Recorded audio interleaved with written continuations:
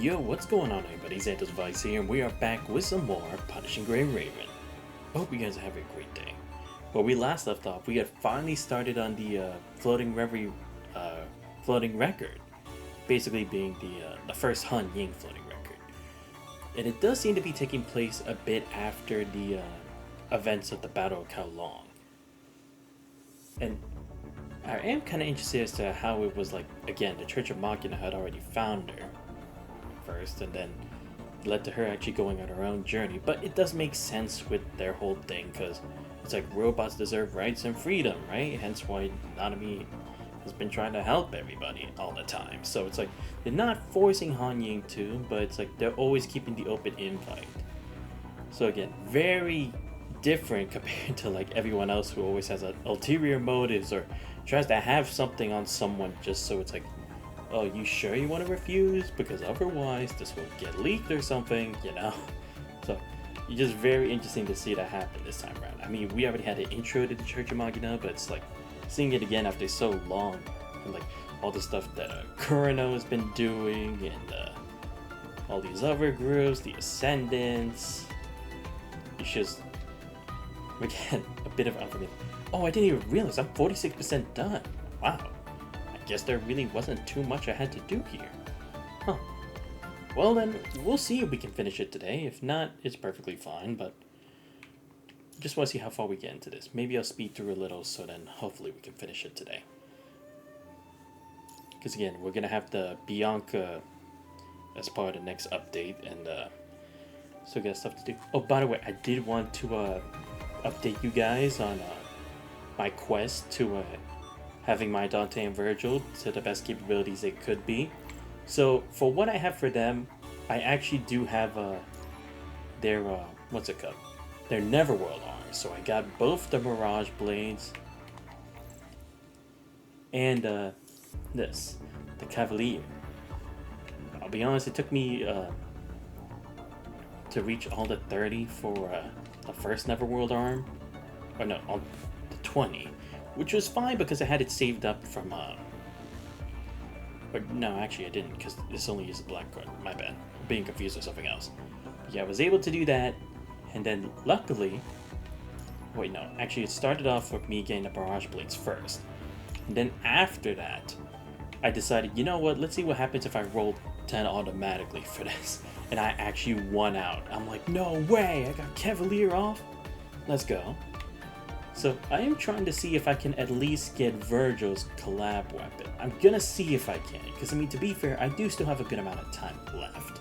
So I'm gonna see how much my grinding can get me, and if I can't, then oh well, I'll just start saving for Bianca at that point. And I probably will only do one weapon, because going for both weapons would definitely be impossible through my means, because again, it's like they barely give you any for doing the dailies, which sucks. And I don't know if you know from the top-ups, because I always go to the daily supply packs for the daily limit. It's like, really? We get 1 of 1? Before, we got like 3 of 3 every day. And that's what also kind of like irks me a bit about what they're doing here. Because again, I get it. They're trying to market as much of the Devil May Cry stuff as you can, because it's not going to last forever, and who knows when they'll have a rerun of it again, like for a Blackrock shooter, considering I really want her to get the double S, but it'll probably never happen. But it's like, still, man, come on.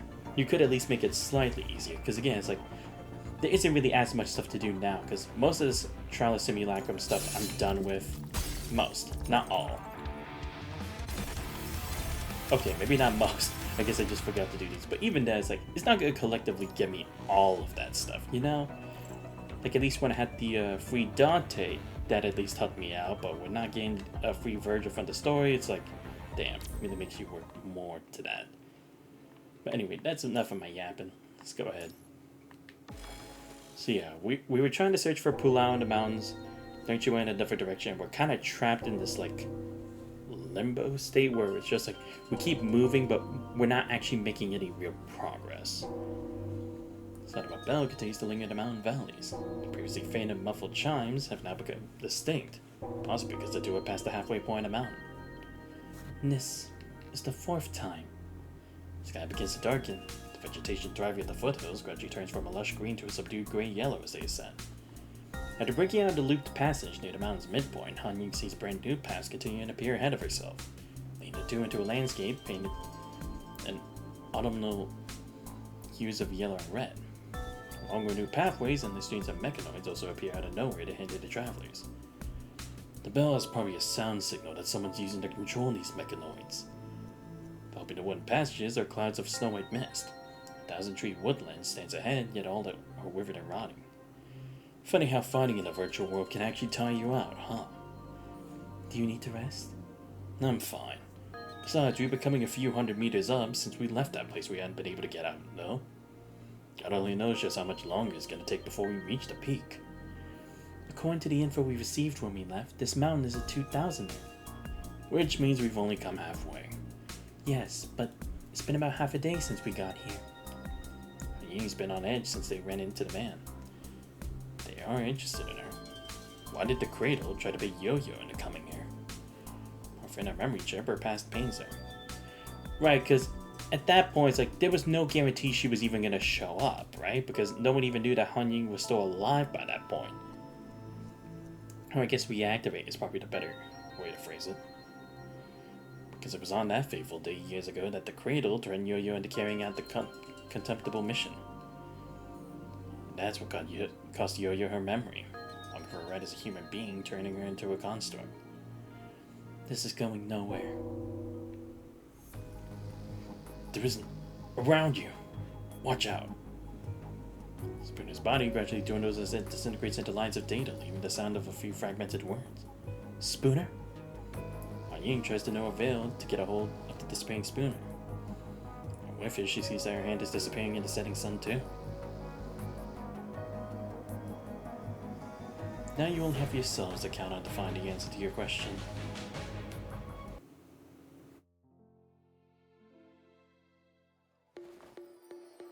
曲の終盤よ。行きましょう。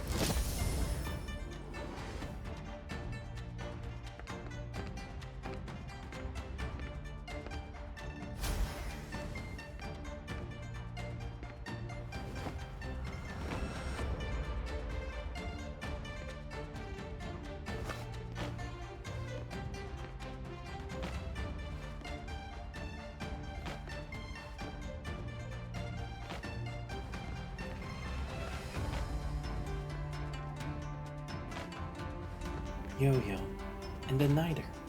Is this another dream? No, she isn't the real Yo-Yo. This isn't the real Niter either. But why were there two strange butterflies around Yo-Yo?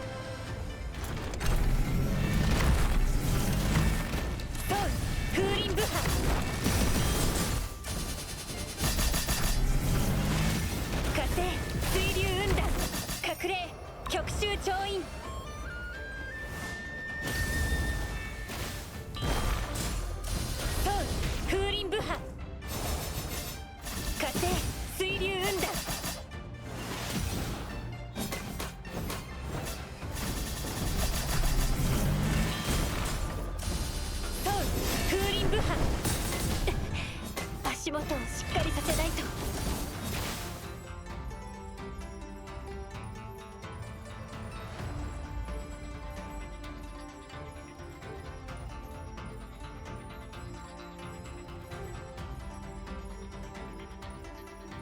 If this butterfly is related to Yo-Yo, it could also be the key to leaving this place.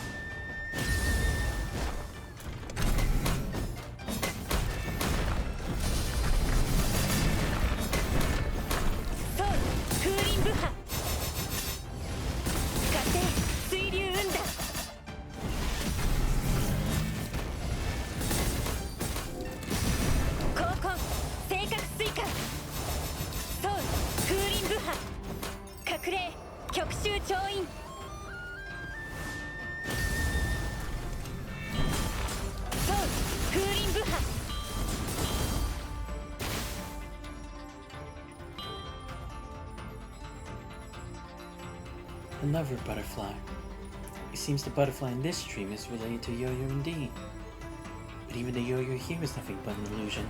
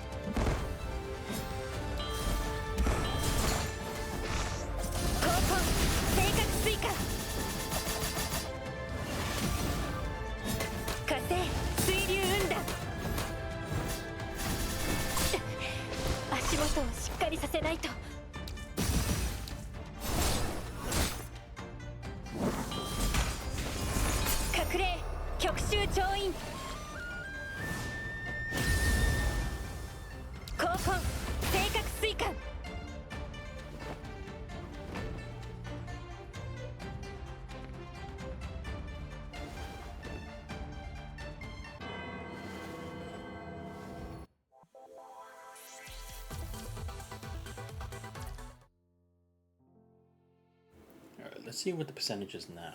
Oh, okay, 55%. Yeah, maybe I actually will be able to finish this today. A Poem of Machines. Of course, the normal POV, and then if I actually had Pulau. That's surprising.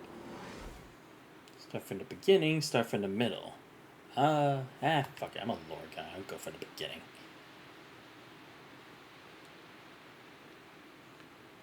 You know, probably would make it shorter, but I don't skim on these things, alright? I mean, you do that sometimes for Honkai Star Rail and that, but I won't do it all the damn time. Okay, no secret stuff. Good to know.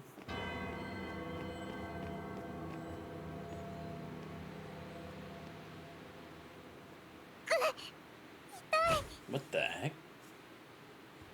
Person disappeared? This is some sort of trick?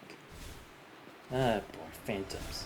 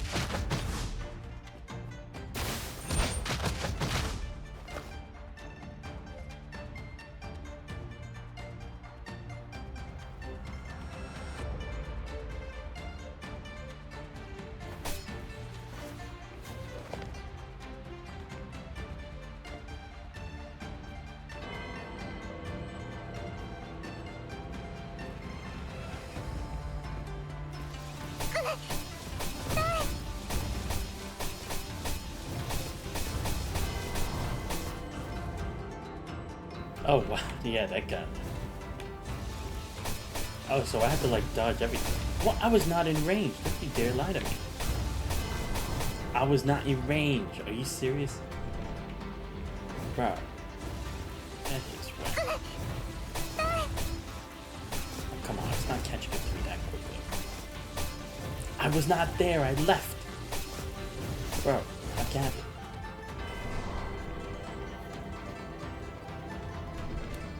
Oh, here we go.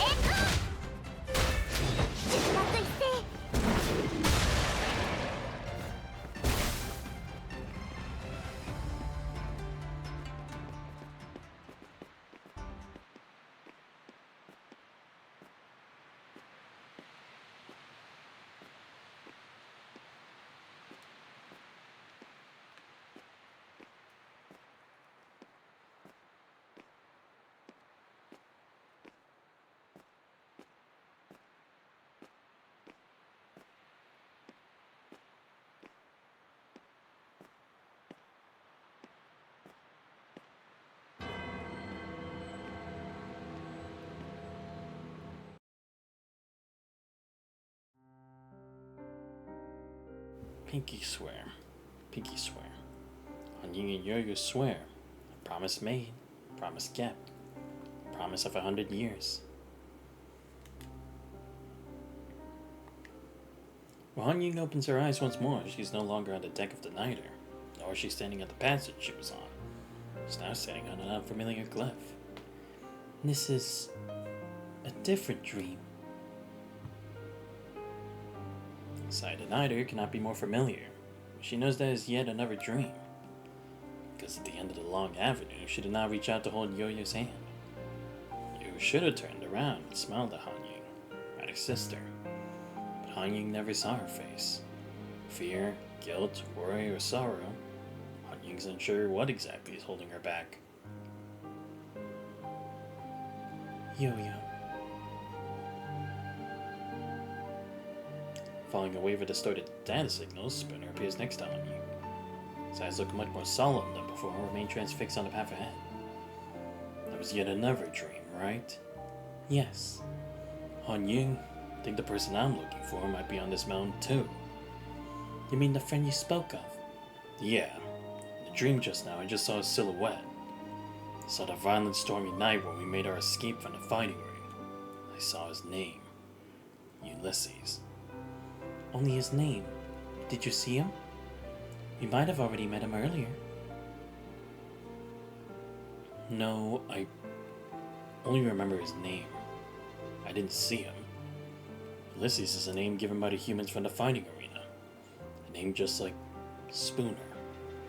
He was the one who rescued us from the endless bloodshed. He led us through the gates and saved every mechanoid from that ring. We couldn't see each other's faces clearly that day because of the pouring rain. We only had time to quickly learn each other's names before we scattered to avoid being captured by our pursuers. Just now, it was as if I returned to that night. Well, I feel like I traveled back to the Niter from the past too. I saw things that might have to do with Yo-Yo, but I didn't see Yo-Yo herself. Chose self-destruction due to a logic error in their neural circuit. Mechanoids who opt for death, regrettably, are beyond rescue. He recalls what Savantes said to her about mechanoids that died from self-destruction. All the mechanoids that chose to self-destruct had ended up in a recursive loop of self-contradiction. Dreams like these are sufficient to blur the fine line between reality and illusion for mechanoids. That was only a dream, though, so it can't be real, even if it did happen in the past. And this virtual reality we're in right now is something like a dream, too. He frantically shakes Spooner's body, trying to help him snap out of his endless stinkiness. Seems to be a black hole that's sucking him in. And this is weird indeed. I never dreamed before. But there must be a reason. You told me that your friend ended up in Kowloon, right? Yeah, but that's just what I heard from some of the mechanoids. My sixth sense tells me that he is here, though. Judging from all the mechanoids they met on the way here, Spooner's friend did enter this mountain, his chance of survival slim. Up to this point, Han-Ying has yet to lay her eyes on another humanoid hybrid mechanoid like Spooner. I'm sure we'll find Ulysses if he's in the mountain.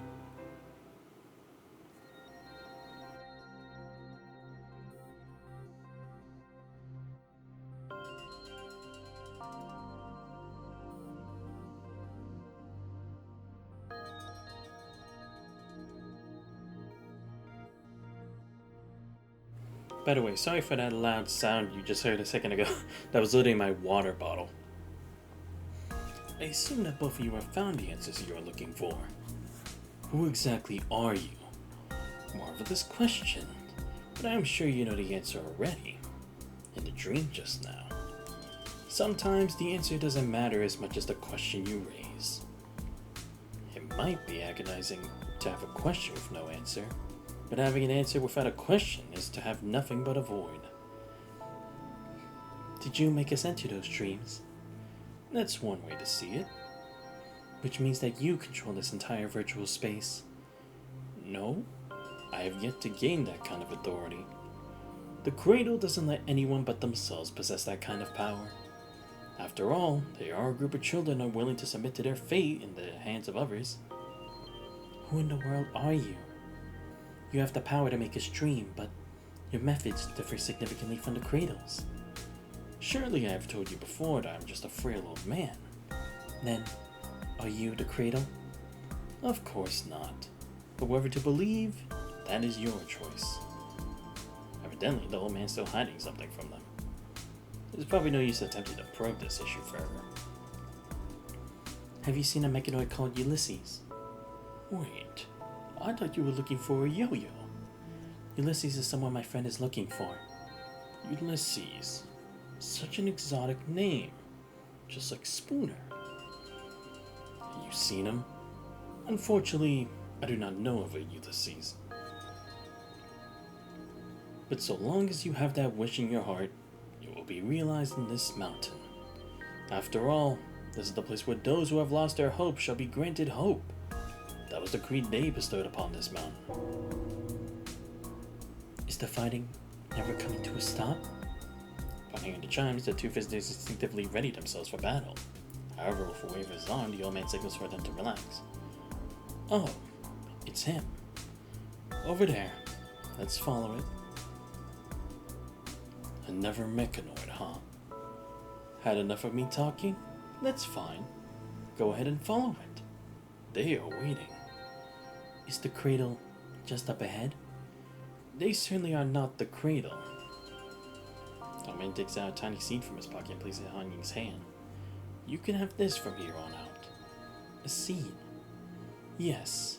I believe that will come in handy to you at some point down the road. Coming.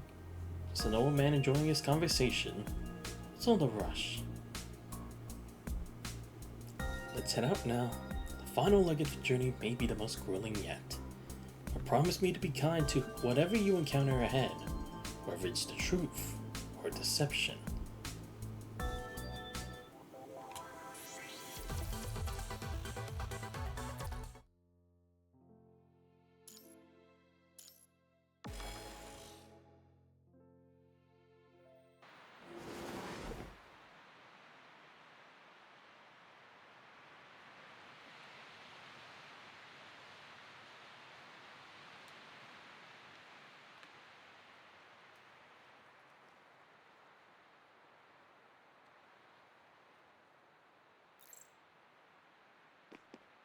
Where is this place? The upper passage reached through the lower one. Just follow him. They are waiting ahead. You will find what's waiting ahead. But it seems that pushing forward is the only option left.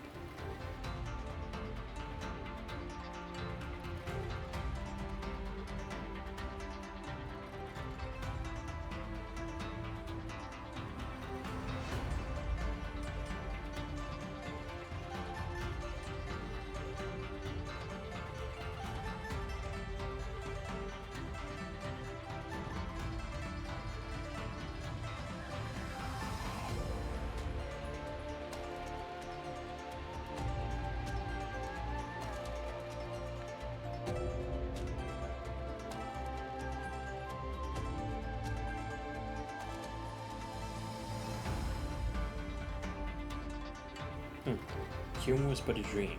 Life how many autumn sows. These are Kelly-made mechanoids, but they don't seem hostile. Odd. Are they talking?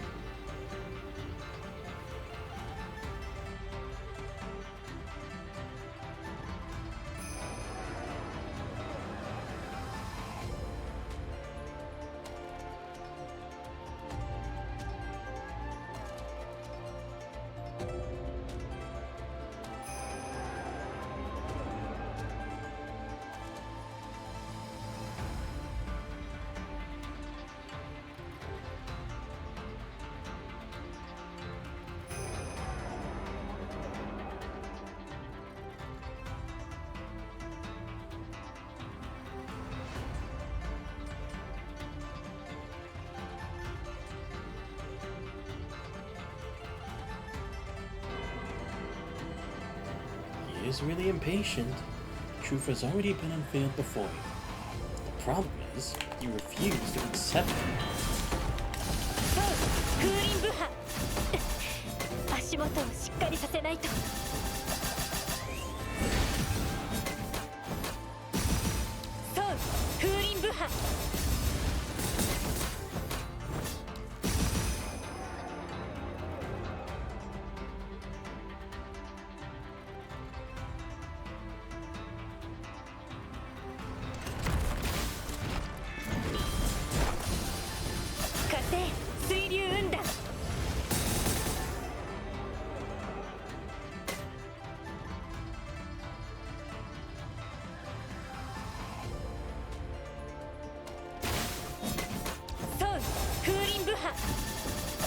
高校正確追加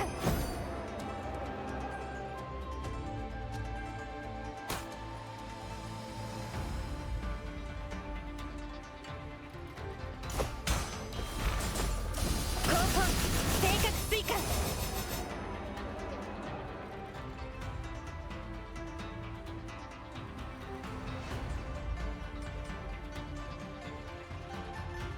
Are these your memories?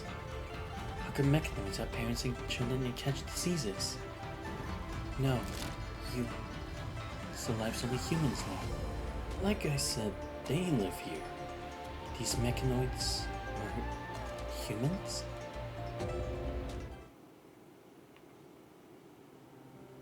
Just below the wooden deck along the rock face is a clutter of murky clouds. The setting sun dips into a mountain. A mere blink and it'll vanish. For the one who seeks the mountain, their gaze is filled with nothing but the winding path, steps adorned with moss and the unconquered ridge. You could seek how long from here in the past. The city would disappear from view past this point. The mechanoid station on the deck scatters as the old man finishes his sentence. Path to the edge of the deck is cleared for Han Ying and the old man. Yet we cannot see anything but somber clouds now. Still deeply troubled by the unbearable truth, Han Ying is not in the mood to appreciate the scenery pointed out by the old man. If all the mechanoids on this mountain are humans, does that mean... That is not exactly true. These mechanoids are merely reflections in this dream of the real mechanoids in the real world. In this reflection, the cradle inserts the extracted memory and data of the humans into the mechanoids, in order to control the mechanoids that are in real life. Which means I've been killing humans since we entered this mountain? Do you find that difficult to accept? I don't know. I really don't know. Wang's voice trembles slightly as her body does. Inside the body, these mechanoids are living human beings. I just don't... Perhaps all of us are just cold, lifeless machines in human skin that commit human sins. No, it's not the same. A tool to kill. No, it shouldn't have been like this. She only ever wanted to find Yo-Yo, to find the meaning of the heart and the soul, fulfill a promise and nothing more. I guess it's more like to accept that she is a mechanoid, maybe? Just accepting what that lifestyle entails for the future? Perhaps the self-sacrifice that she so firmly believed in was but an excuse to justify her actions and nothing more than a cover for her selfishness. What on earth have I done? I guess it's safe to say that anything you encounter here are not humans that are alive. Can a human be alive without a physical body, if only his memories and data? Like a caring bear, the old man gently strokes the metal arm of the blubber mechanoid sitting beside him. The cradle duplicated human memories and data to project onto this dream. At that point, they had already given up all hope and died. They chose death willingly. It was not for the sake of others. In fact, they were grateful to you. Why? Just because all they have are their thoughts and spirits doesn't make them any less human, though. Their hearts, their memories, their wishes and pain, I heard them all. I was there to see them dissipate like machines falling apart, crumbling into pieces. So it seems too heavy for the old man. Barely lifted over to give it to Han Ying. Didn't you already hear his wish? Not everyone can bear the weight of life. Humans have the right to choose to live in the past, just as they have the right to choose to die because of the past. Instilling them with hope is even more cruel. I guess that is an interesting point, because even if you live, if it's at someone else's beck and call, would you really call that living? Would you really call that a life? Because you should be free to make your own choices, take your own actions, to have your own experiences, to see new things. And even if you make the wrong decision, at least you know it was out of your own free will. No one controlled your life as if you were something lesser than. Same for the end can be true too, because people There are some, and again, not saying if it's a good thing or bad. It's like it's a generalization. There are those who want to go or to find peace in their own terms. Yeah, probably the best way for me to say it. If they can live a life full of hope, why would they choose to die? Because hope is a burden too heavy for them. Yeah.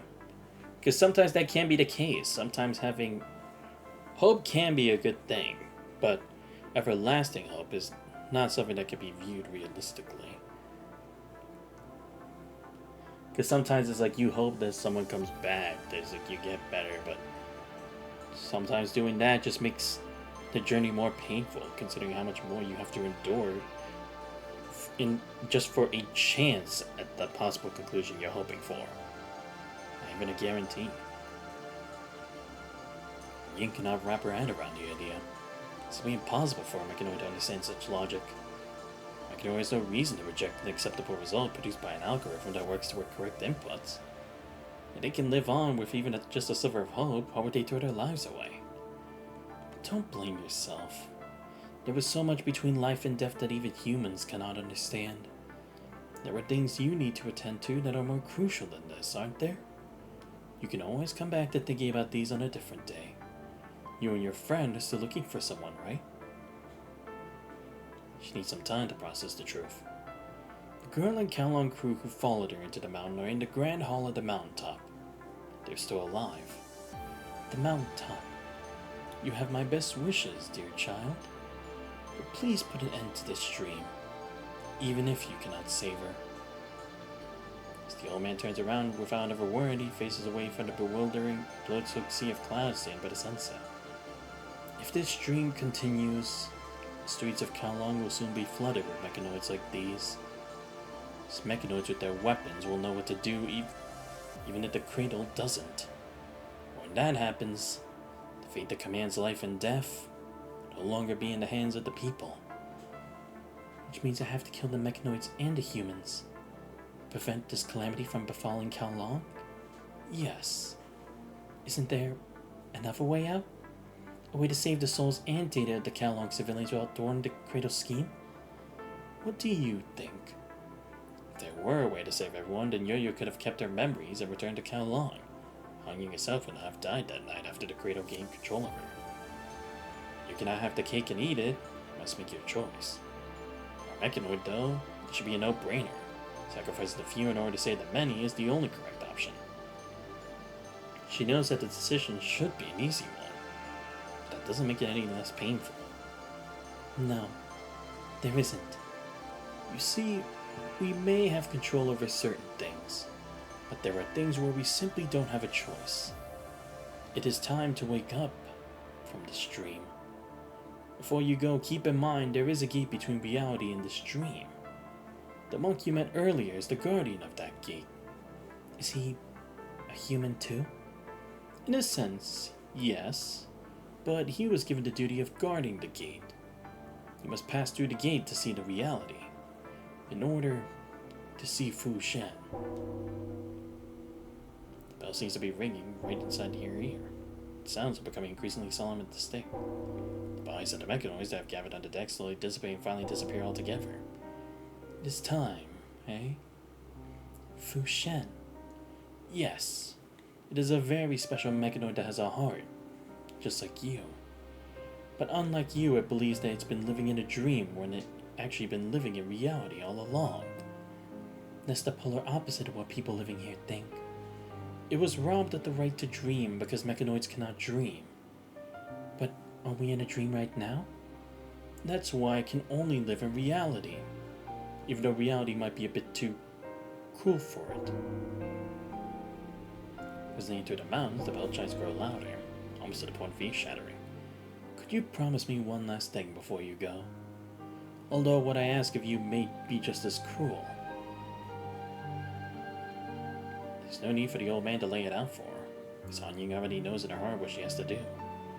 Fu Shen is named the mechanoid with a heart she's likely have to kill. Just as she was awakened from a dream after having died once, those who are suffering in a cruel reality have the right to be in an ageless sleep inside a dream. Your eyes already behold my question, but do you have the answer in your heart? Does she really have the answer? No. I don't know. I don't have power over someone else's life and death, because it's a decision his own heart needs to make. Well, you already have the answer in your heart then. All that you're looking for can be found here. Wait. Elderly figure slowly fades away and vanishes.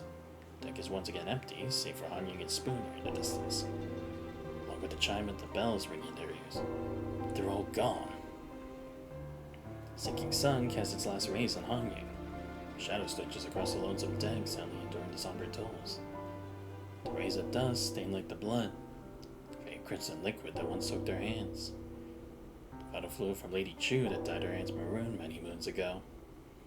Befitting the same brilliant color are the laughter, screams, births and deaths that took place that night.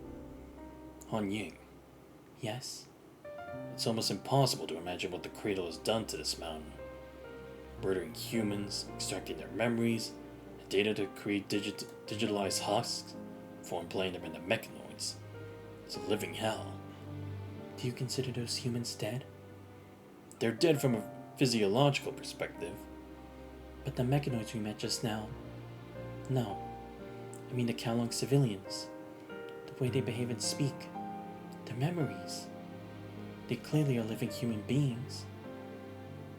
I'm not sure how to word it, but I think the truth is much more complicated than that. The truth might be cruel, but I think we need to accept it to be merciful about it. Not every story has a happy ending. We had no choice but to accept that at a time like this. That reminds me of Ulysses. God only knows how he's holding up. You, however, knows that the reality is possibly far worse than what Spooner might expect. All that you came looking for can be found here. He's looking for Yo-Yo, and according to the old man, Yo-Yo's safe at the peak. They still haven't seen this Ulysses that Spooner's looking for. If they see Ulysses here, then his fate most likely is already sealed. Spooner, I'm sorry. I'll never be able to forgive myself. Huh? Why do you say that? I think I'm just saying it out of regret. A sense of guilt? Or might be because I did something terribly wrong. Can I really do this? I don't want to be in this beautiful yet hollow dream any longer, but I have to face an even more painful truth to leave. Is all of this really worth it? Fingertips instinctively moved toward her neck once again, toward the enduring scar. On that fateful night, she heard Yo-Yo. She deceived Yo-Yo and they turned to enemies. On that same night, she chose Death in order to protect Yo-Yo. She was nothing more than an ordinary mechanoid, an ordinary dancer. She didn't have the power to protect everyone. She could only selfishly keep her hopes safe in her hands. She hoped and prayed that Yo-Yo could live. She'd one day be able to make her own choices. She died for hope. She held tightly onto that hope throughout that beautiful dream. That was how she was able to continue living in that dream until the day she awoke. I will never deny the things I have done. Perhaps dreams were never as delightful and sweet as they are portrayed in ballads and lullabies. If I have to live with this gruesome reality, I'm prepared to pay an equal price. Come what may, whether it is as a human or a mechanoid, alive or dead, I'm ready to face it. Even the last rays of the sun to sea of clouds behind, Anya steps onto the final stretch of the narrow rocky path. Okay. I mean, I do like this concept of what it means to live and to die here, especially for mechanoids. Like, that's at least a takeaway from this, but I don't know, again, like how they enter this kind of weird form of reality. See, it's a bit iffy. Alright, let's do this. Playing toes of the bell shake the mountain at its core, threatening to shatter the slopes at any moment, sending boulders tumbling down.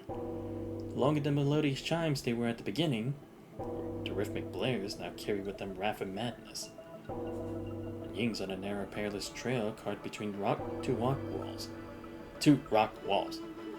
which only amplified the deafening knells. even a layer of thin ice growing on the sides is in danger of being blasted off. After ear-shattering noise, Han Ying and Spooner have no choice but to communicate their wireless signals unique to mechanoids. The tolls are getting louder and more frequent, meaning we should be drawing near the location the old man mentioned. I think there's probably more to it. The old man said that we'd first come across a gatekeeper before seeing the mechanoid by the name of Fu Shen. We still haven't figured out how this virtual space works, though. The trail makes a hairpin turn, when the last flake of frost hanging off a piece of autumn leaf flutters onto Han Ying's shoulder. Blind tolls come to an abrupt stop. Ying stop in their tracks. In front of them is the gate. There's a sunlight burned through the gloomy clouds on the summit. Showered in the flaming glow at dusk, top of the stairway is the gatekeeper, standing silently in front of the gate. It's no doubt a mechanoid, reflecting the sun's radiance as a little evening frost clinging out to the machine's exposed metal parts. The entity is acting as if it had been there since the beginning of time. Travelers.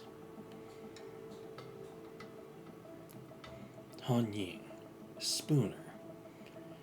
How do you know our names? I was given the duty of guarding the gate, so I must know the names of those who come. We are here to rescue our friends. Please let us through. The bell tolls were a warning. Are you controlled by the bell too? I am the gatekeeper. I only answer to the gate. I have to enter this gate. This is my duty as the gatekeeper. Gatekeeper shows no sign of letting the trespassers through.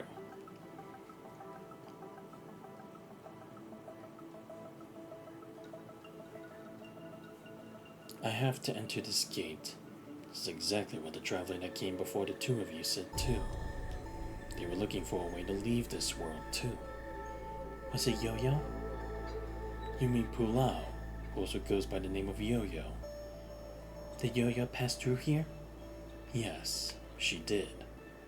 The tolls of the bell let them in. But not the two of you. What if we insist? What if the gate doesn't lead you to where you want to go? What if it's just another dream? Would you still enter?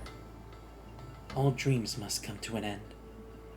You leave us with no choice but to fight our way through if you refuse to let us pass. One more silence falls as both sides ready themselves for a grueling fight. Wait. Do you have the key? The key? The gatekeeper looks at Han Ying with a confused expression for a moment before nodding his head and moving out of the way. Looks like you have no clue. You can enter now, please. What in the world is going on? There is a key for every lock. You have the key to this lock. A lock can only be opened by its key. It's a tiny, dried, unremarkable seed, glowing in a warm hue. The little seed the old man gave me. Is a key? Is all you need to enter the gate? I am just the gatekeeper. Travelers must open the gate themselves. Brown mist surges in through the gate, bathing everything in the dusty white. The view changes completely in the flick of a moment. The treacherous trail in the passage had disappeared. All that's left is a tightly sealed lonesome gate and a crumbling half wall. It might just be another dream beyond this gate. Now, you've been warned. This is your last chance. You can still turn back and walk away from the gate.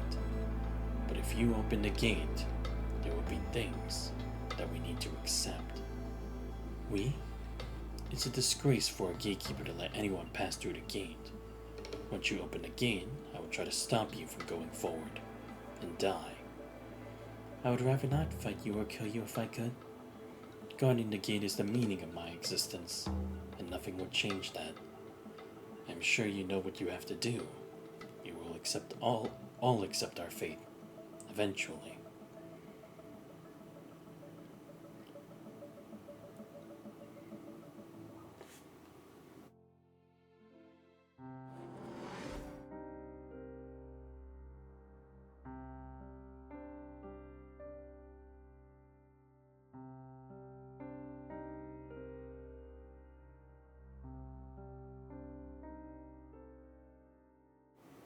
Is this the world behind the gate? The environment feels completely different from just now. Just like I thought, this place isn't real either. But why do I see another gate here? And it just happens to be the same gate I saw on the mount. Maybe the answer is just behind it.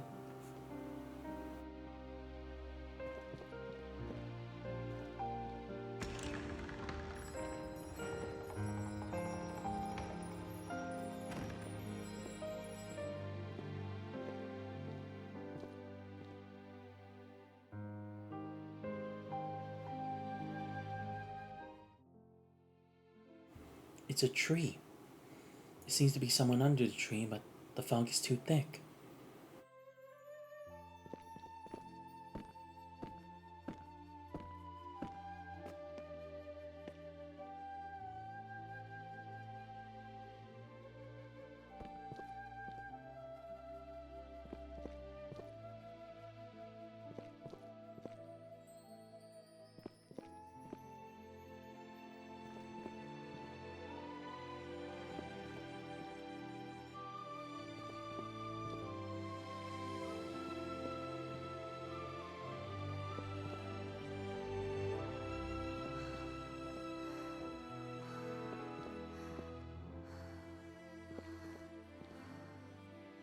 Is she asleep? Good. At least she's okay. Wait for me, Yo-Yo. I'll take you out of here.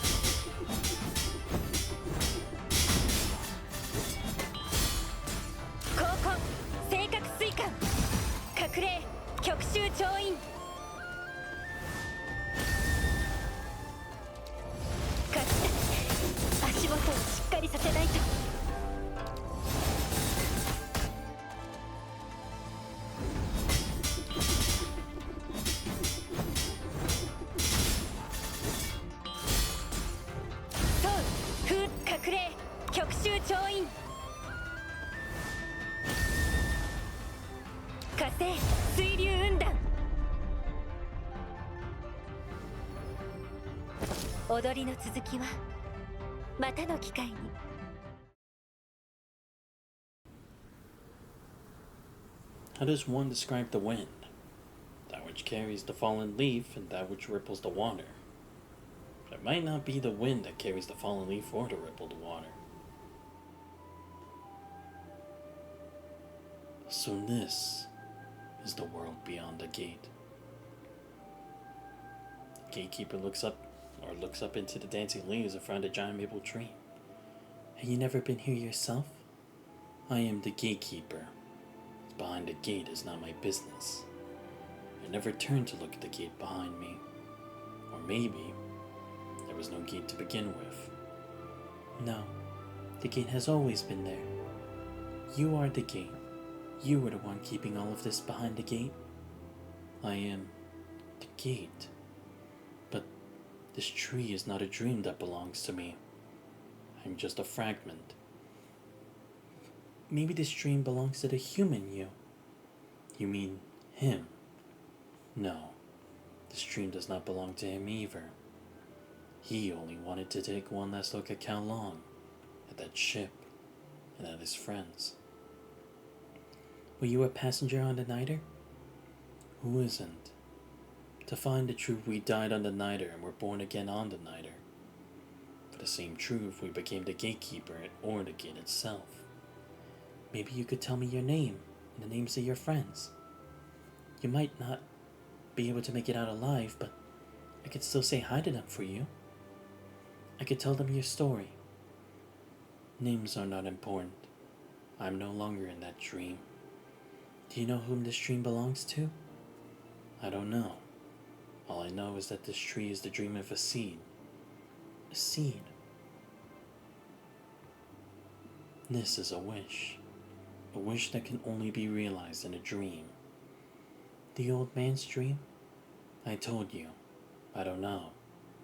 This dream is just a wish. It's not even a real dream. It's too shattered and incomplete to even have a proper entrance. My existence is no longer needed since you have passed through the gate. Will you awaken from that dream? No, because we are already part of this mountain. Gatekeeper picks up a leaf, which a moment later drifts back down to the water's surface with the breeze.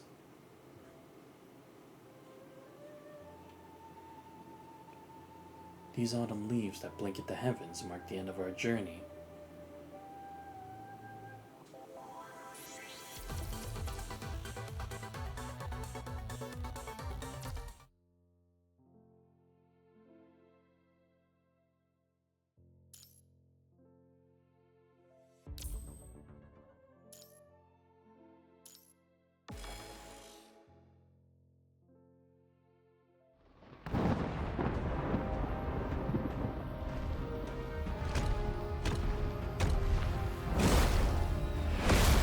Aw, not this enemy. I was have a problem with this guy.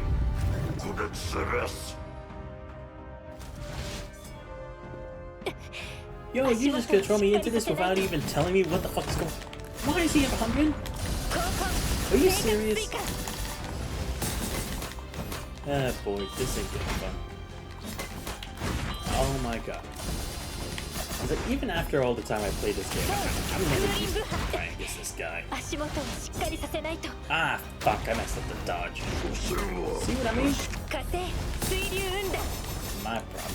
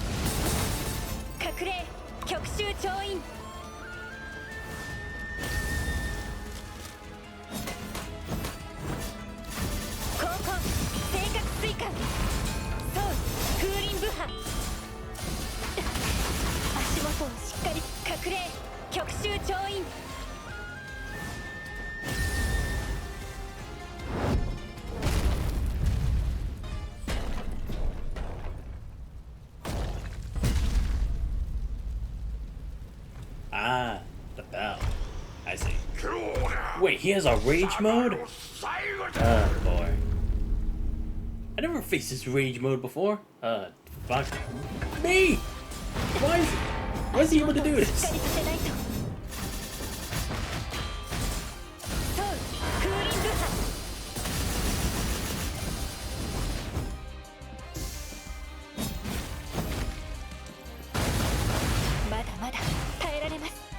God damn it. I never faced this part before. This is completely new to me. That's hacks. Okay, maybe not hacks, but this bullshit. I never faced this before. Like, I faced the normal version of him, but I never got this far. Nope. Gotcha. Here we go.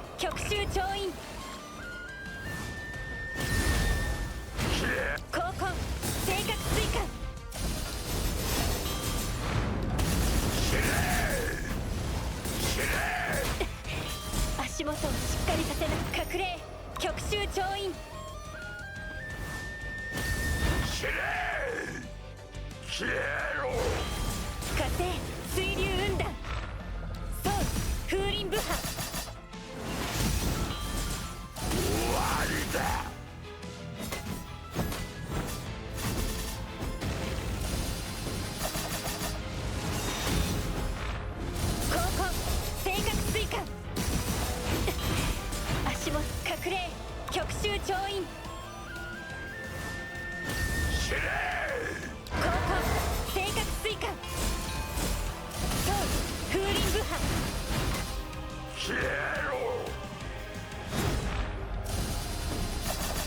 波火星水流雲弾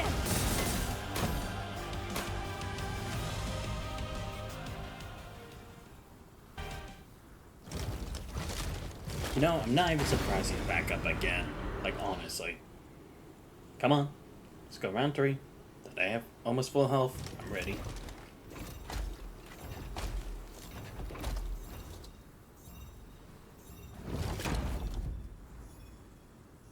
Oh, he's powering down. Take that.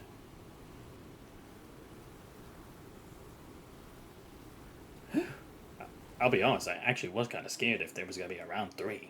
I'm not even going to lie to you. Oh, dream as light as dawn. The great hall of our homeland is reserved for you. Our homeland is one with hell. Our homeland is the answer to the suffering we endure upon our bodies. Eye of luck. Is anyone else thinking we skipped something here? Like, what? Fushan just automatically fights if we don't even get to hear him talk? No, you cannot admit defeat.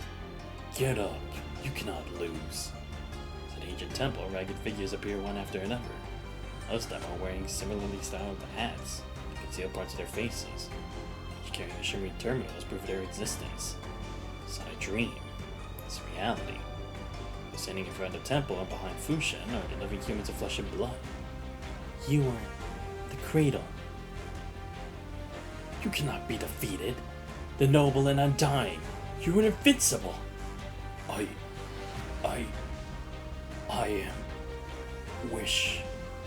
am. Or having collapsed on the ground for fatigue begins to explode into orange sparks like an overloaded machine. As if pulled by a visible puppet string, it begins to stand up. They're forcing it to reboot.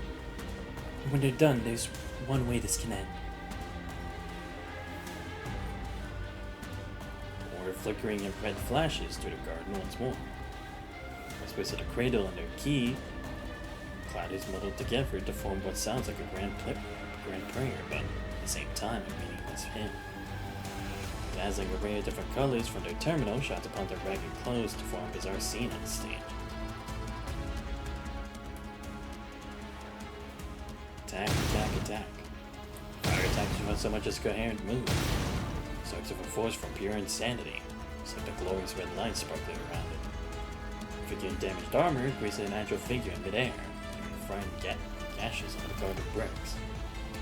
Ying blocks the warrior's attacks as she moves back for a brief moment of respite. Or she can take another breath, another attack comes striking down. On Ying! Spooner suddenly emerges and blocks a heavy blow from Fushan. Skilled at combat as he is, Spooner still finds it difficult to withstand this unnatural power.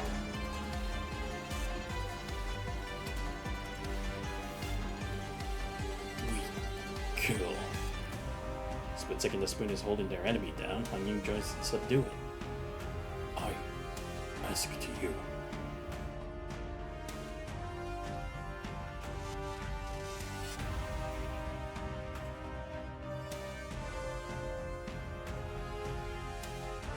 Please, fulfill. I won't be able to hold it down for much longer. Spooner, get ready to let go. Now! Fushan lights a heavy blow on the ground while Spooner and Han Ying go in the other direction. There's only one chance. Han Ying flashes out of Fushan. She already closed her fan that has turned into a sharp dagger and now aiming for their heart. Might be inside Fushan. She's probably gonna stop if I can hit that. Doesn't even have time to let her memory shell calculate the best course of action. Nor does she know how to stall that giant machine. She can only act on her instincts. Complete. Han Ying! Your eyes are already... Behold my question. But do you have the answer in your heart? So what is your question? I want to know what a heart is. So have you found the answer? No, I don't know what a heart is. What counts as having a heart, and how to prove its existence. In fact, that is the answer. No, how can a question be the answer? Maybe your existence alone is what makes a heart what it is. Perhaps you have these questions precisely because it exists. So who are you? I am your question, your every choice, your cowardice, hesitation, sympathy, sins, and insanity are part of me. I thought you only existed in my dreams. I have always been here, and so is she. This is truly nostalgic. So what is your question? I will commit sins. So what is your answer? I already have an answer. Who is this?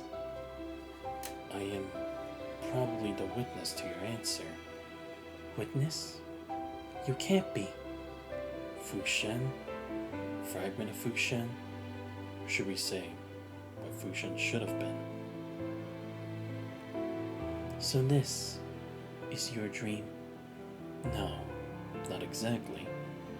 You do know that mechanoids don't dream, don't you? This is merely one of my insignificant dreams. Before I was modified by the cradle, I kept this wish safe in the deepest corner of my heart. Then what is the wish in your heart? That is your answer. As on target, she thrusts her dagger in, like an experienced but clumsy assassin.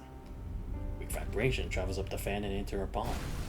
And the next instant, the vibration grows into a violent disintegration. Well done. Thank you for taking this life with your very hands. Ah, I remember now. You are the mechanoid on that rainy night. A mechanoid on a rainy night? You Ulysses? Ah, that was my original name. Thank you. Thank you for saving me. You're welcome, Spooner. But I've hopped out of the prison and the fighting ring right into yet another prison. A place without an exit. There were no signs of stars on that night just like this. Only trees and a sky full of fallen leaves. The trembling finally subdues into silence. I hope that you will find the answer you want in your dream. Ah, so it actually was Ulysses. They were just reformatted. Damn. A name lost and now. This is really a good idea. Some problems we must solve with force. But they didn't do anything wrong. They're innocent. Tell me, do you believe in God? God? If God wanted to put an end to evil but can't, then God is incompetent. If God can put an end to evil but hasn't, then God is evil. If God wants to put an end to evil and is capable of doing so, then why does evil linger in this world? If God does not want to, is incapable of putting an end to evil, then why do we call it God? Suffering and evil are the second to the last cruelest of truths in this world. Second to last? Hereby declare that the Creator has been reborn. We have taken over this building, saddled with hollow faith. This will be the beginning of our pilgrimage to overthrow the phony tyrants that rule over Kalon. I'd like to ask for your cooperation while we borrow this building. Hey, Fushen. Has the Creator told you about the experiments? Many of the apprentices under my master went already. They were all saying how they wouldn't need to practice cultivation anymore if we could reach enlightenment using technology. You aren't going to tell me you believe that, are you? I don't, of course. I just wanted to know whether enlightenment was just another name for truth. I think it's too dangerous. Nobody has returned from the experiment yet. Oh, I see. For me, fantasy and reality are just two sides of the same coin. But the Cradle offered me a deal. As a friend, I want to stop you from going. I've been searching for the truth ever since I joined the Niter. I've indeed found it. The cost, losing my friends and what I was supposed to keep safe. I see. So I'm willing to bear the consequences if it means I could save others. If it means I could help them find their way out of the fraudulent virtual world, I've already seen the true and the false. It makes me sad to think that there are those who cannot differentiate between reality and dream. Live on in a dream believing that it's real. Maybe it is my destiny to die for my sins this way. Even at the cost of your life? Even at the cost of my life? Yes. You found them? Some parts are missing, but I have Villiers' research and the final report sent from our people on the Niter. Oh my. At least they didn't die for nothing. I heard that after the assassination, Villiers put 300 million on our heads. Not gonna happen. Once we get the debug report, we can start working on structuring the experiment. Leaving this mess for us to clean up, huh? Well played indeed, Villiers. We were going to build that with at least one managing AI with advanced computing power. I guess we'll just have to see how things are as we go now. Got it. Go and rest. Not a young man anymore.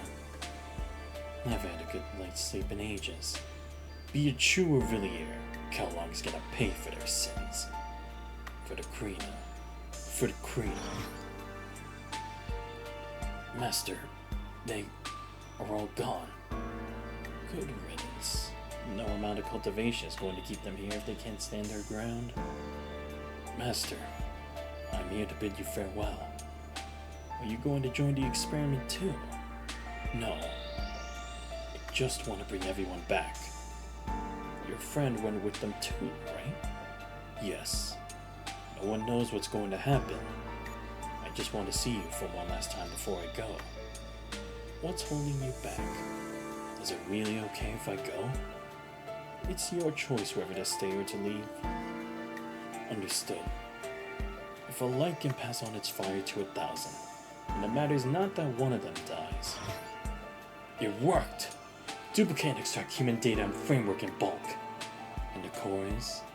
Number 13, male subject. I think he's from the Niter. Because we don't have an AI with enough computing power, we'll have to keep the human brain. That'll slow down the computing power a bit, but there's nothing else we can do. If we extract the duplicated human data, combine it with the debug report from the Niter, it should be enough for us to control mechanoids from a virtual environment. We had no subject to test this on. What about the Niter? Isn't the shoreline crawling with humans after they dock? Brilliant idea, but we wouldn't run into problems with the defense units. The mechanoids left by our predecessors look quite promising. So, what's gonna happen after that? What do you mean? We pieced the technology together, now what? Never mind that. Let's keep going. I'll deal with the mechanoids and humans we used in the experiment. Understood. By the way, are they all dead? They're dead in theory. I'm no biologist. Because we couldn't fully understand Villiers' research, we had to kill them to extract and duplicate the data. Are they really dead? That ever-living world we constructed, is that the same as being dead? What do you mean? The dead don't speak nor think, but they...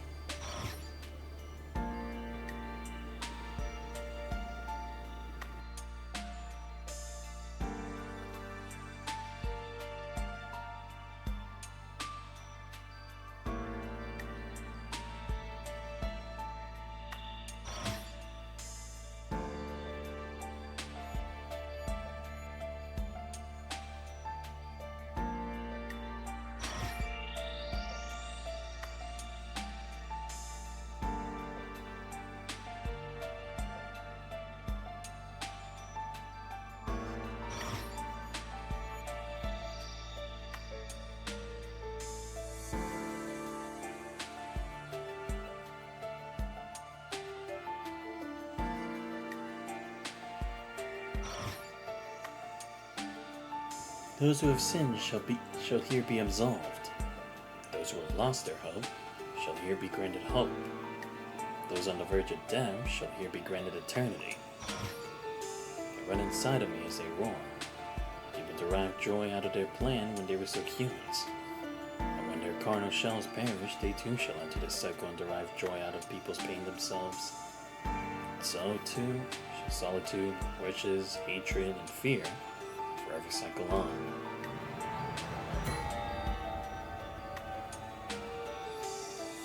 20 years ago, the Cradle told him that he'd be able to save everyone in exchange for partaking in the experiment. Broke as a joke and had nothing better than tattered clothing to cover himself with.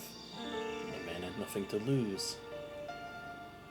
So the Cradle modified him, turning his brain into a receptor of people's consciousnesses and using him to control mechanoids.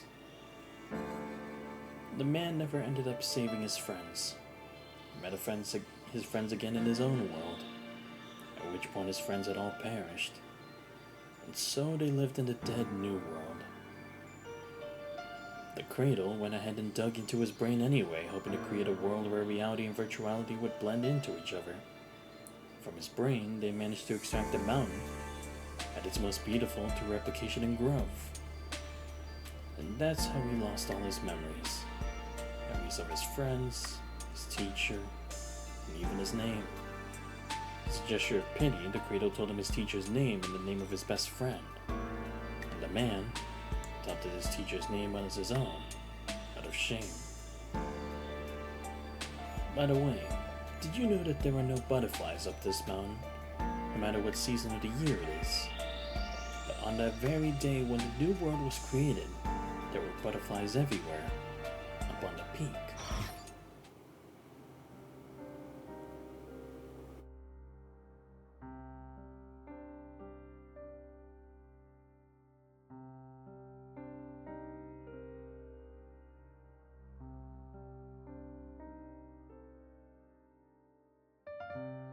Can you hear them?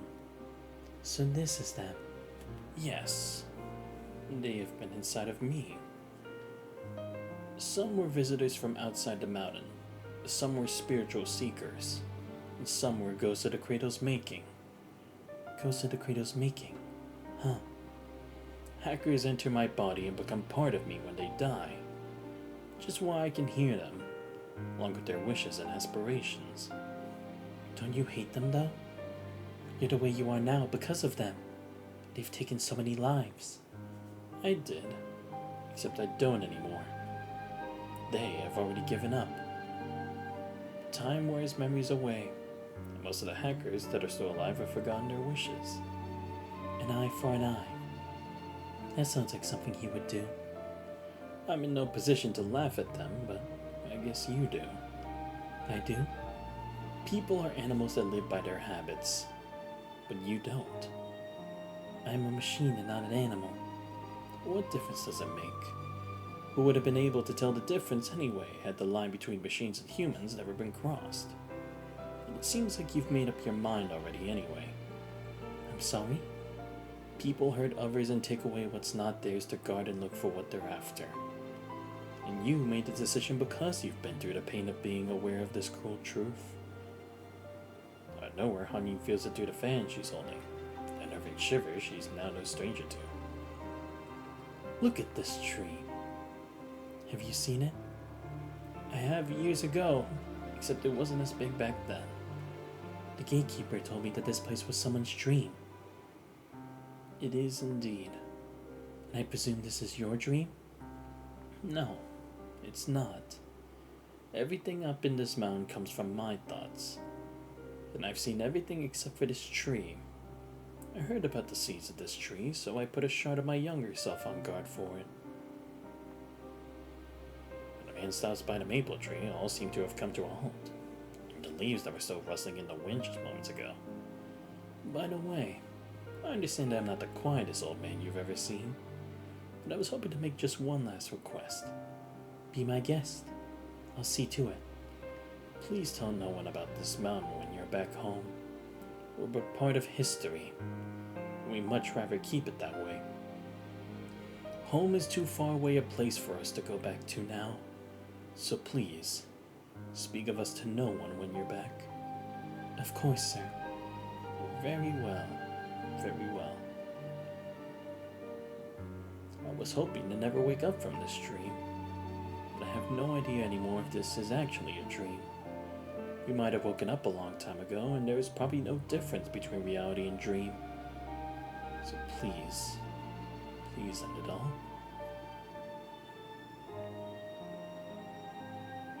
She walks alone in the depths of the Grand Hall. To end it all, she has one last thing to do. There lies the world's cruelest of truths. The care unit room in the one attic is dominated by electronic devices of all sorts, and nothing but a single window to which the occupant can take in the world outside. The center of the room is a life pod clad in a thick layer of dust. Her hand on Ying dusted off. And quietly in the inside the life pod is a middle-aged man with a calm expression, probes of all sizes going into his body, most of which connected to his brain. The sight is painful just to behold. Technetium is the name they gave this medical technology that maximally delays human aging, which Han Ying heard about back in the days when she was still on the Niter. And living with this pod is the very steep price the user has to pay. For the man inside the pod, time is stopped on the very day he became one of us. It's ironic how you pick the face of an old man when you never age. And how you've been pursuing death when death is the least of your concerns living in that world. The sound of electricity traveling through the wire seems to sound through the otherwise dead quiet room. Electricity passes through the wire that's in Han Ying's hand now, turns into all sorts of powers that sustain his life. All his memories, wishes, aspirations, and his life. All of these will come to an end if she pulls the plug now. He'll die. She'll be his murderer. Just might be another way to help them snap out of this and help them lead a safe life. You've always known it, except you never wanted to wake up from that dream. At the end of the day, the answer we hold within us is probably what determines whether we're awake or dreaming. Facing life and death was his and their last choice. A choice that she made herself too. The light dims when a cloud of dust slips off, leaving not a single piece of light in the room, except for the light that comes in through the tiny window. Good night. The wind and the fallen leaves utter the truth. Their journey has come to an end. I can see this tree from the attic. Or my bad.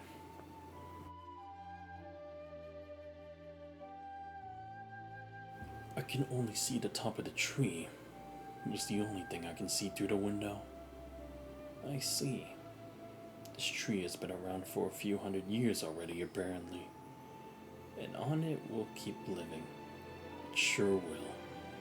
Say, have you ever seen a pagoda tree? Pagoda trees are beautiful in blossom. Let's go when we're done resting. And I don't need to try to catch up to you this time. No rush. We got a long journey ahead. From thousands of leaves, a red maple leaf falls into her palm. It's a miserable soul without faith. The body is decaying, but the soul cannot find a gate to heaven. A pitiful one that shall wander indefinitely before it lands.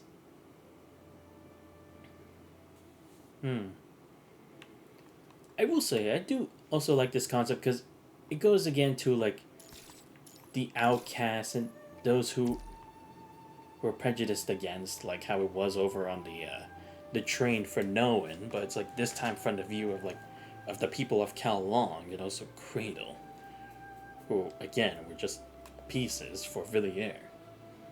And again, it really kind of has to put Han Ying in the place where even if she goes back to Yo-Yo now, will she really be able to protect her? Will she be able to live in a world like this, right? Because back then, it's like she couldn't really find a solution and had to give in to desperation without trying to combat it.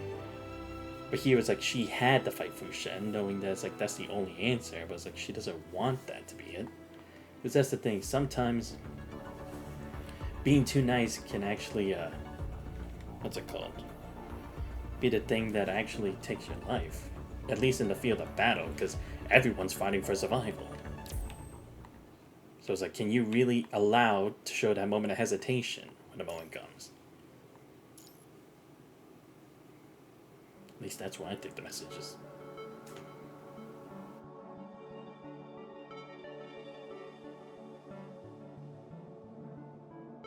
Sorry, just gotta drink some water because I'm parched, so I'm gonna go through a part of these without voicing it.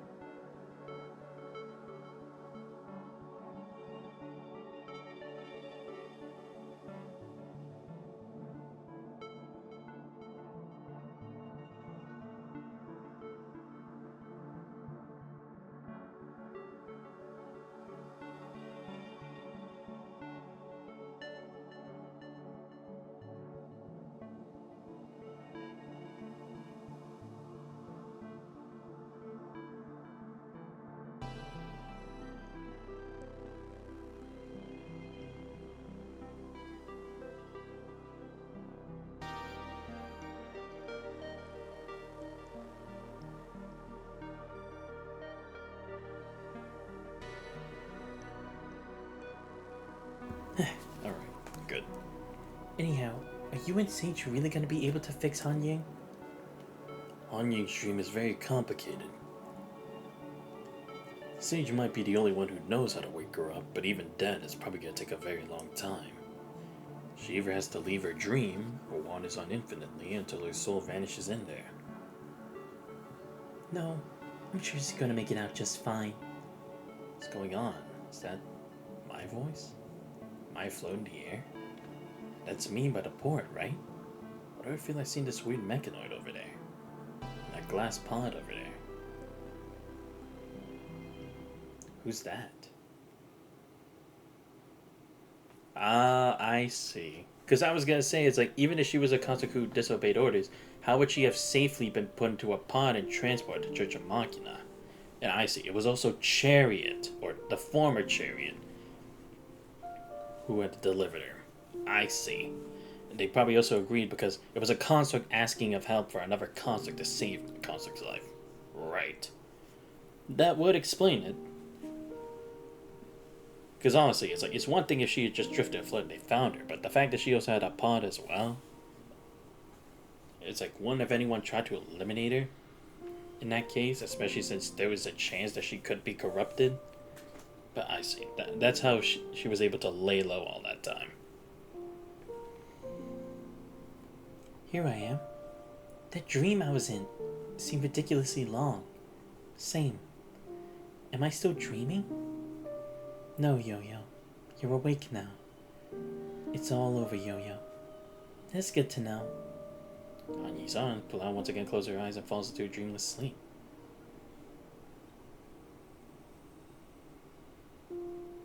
Miku's last wish carried out, the mountain has never seen a single controlled mechanoid, or heard the tolls of the bell.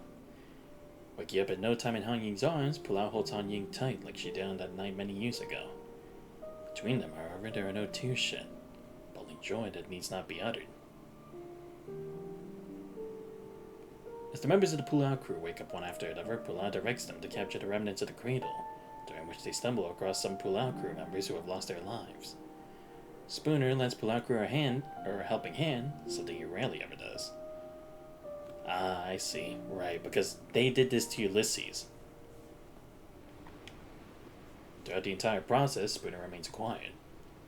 He only shakes his head when Han Ying asks him whether they should take Fu Shen back to the church. I'll respect its wish, says Spooner. But Huayu is the same old when they're back at its foot, except there isn't a trace of machine or human. Such a beautiful mountain. It is. And you probably don't get to see mountains so beautiful outside of Kowloon. Extending her arm, Han Ying is about to pat Yo-Yo on the head like she would many years ago. She realizes that patting Yo-Yo in front of her subordinates probably isn't exactly sightly. Let's go home. Without any hesitation, Pulau takes Han Ying's hand. Amidst the clumps of mugwort, barnyard grass, and wet grass, the green bricks and grey tiles of Kowloon were nothing more than paintings found in painting scrolls that partially document the moss of the crumbling stone walls and the rust of the steel wreckage. Most of the square tiles on the floor are no better than pulverized dust now, having been worn down by the fires of war. Some, however, remain where they have always been, albeit crushed and splintered. Stretching into the distance, they seem to have a story to tell every passerby of their collective past. But lady, you just threw the guys we captured from up the mountain into the pantry on East Mall. The pantry? Why though? Lord Chaofeng rented the old pantry to keep the guys because we're out of space on board to keep them. What a guy. Guess I'm gonna have to thank Sir Shu personally then. Anything else I can do for you, milady? Beneath her toned veil is a soul no older than late teens. This much one can tell. Let's call it a day. And thank you for coming all the way here. The pleasure is all mine. Surprised by Pudela's friendly gesture, the girl takes a hop and disappears amidst the yellow-gray bricks. The kid. How old is she? 17. Joined us just last month. She's got all sorts of interesting ideas upstairs, though. She really enjoys carrying herself beyond her age. That sounds like something you did all the time, Yo-Yo. No way. The bricks creaking suddenly under their feet, Yoyo and Hanying fade away in the green-gray scroll. The craters through which river water flows, as the fractured high rises, down to the last of corners, traces of unfiltered punishing. Beyond the bridge and water makes its way down a still deeper riverway. By the bridge stands a metallic road sign that bears the name of the street, number 20 East Silo Street.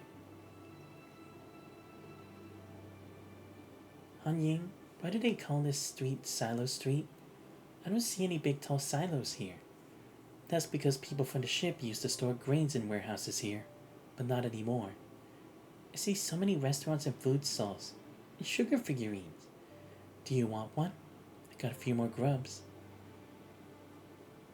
Someone's doing martial arts on the stage. Is there a performance? No, they're more like bodyguards.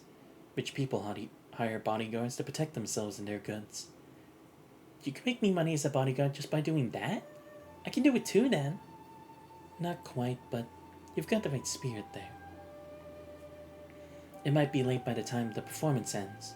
If the market's still open, we'll come back through this street and get some snacks. Without making so much as a noise, the river water courses on. Outspreads, it dries up, before it outspreads again. As though nothing had changed, the two of them hand in hand walk quietly down the street of Kowloon. Hanying? Yes? Well, I just want to say your name. Because it's been a while since we last enjoyed a walk together, no? It's been 20 odd years, and I still catch myself thinking about what would have become of you if they never turned you into a construct, Yo-Yo. Xiaofeng is super naggy, but I never want to become someone like that. But haven't you ever regretted it? I mean, you did it because of me. And because of you, I survived living on the ship. Come on, Hanying.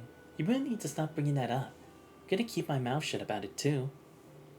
Blau holds her hand out and with a smile on her face covers Hanying's. She sees Hanying's ex, however, she appears distracted. Time has brought them more memories than they could have ever recounted. Yet everything about them in this city has transcended time itself.